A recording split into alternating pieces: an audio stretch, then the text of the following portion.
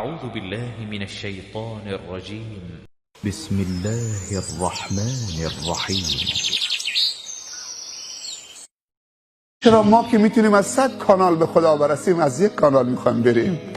بعضی کانال ها اونقدر ریزه و کوچیکه و ما فکر میکنیم که حقیره، نمیتونه ما را به خدا برسونه، ولی خدا ضمانت داده، پیغمبرش هم صلی الله علیه و سلم ضمانت داده که همین کار کوچک ضامنه که تو رو به خدا برسونه. مثال بزنم، مثالی که شاید تو ذهنت نباشه. مردم فکر میکنن هر کسی پول داره بره حج یا یک مسجد یا یک مدرسه 500 میلیون تومان تو منطقه درست بکنه این به خدا میرسه.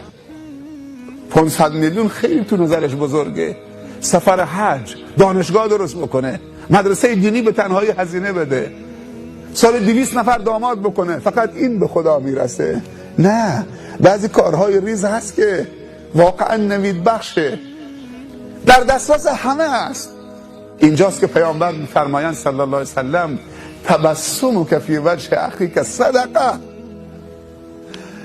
اگه آخرش نگفته بود صدقه حرفی برای گفتن بود، ولی گفته صدقه. صدقه یعنی چی؟ رسیدن به رضای خدا.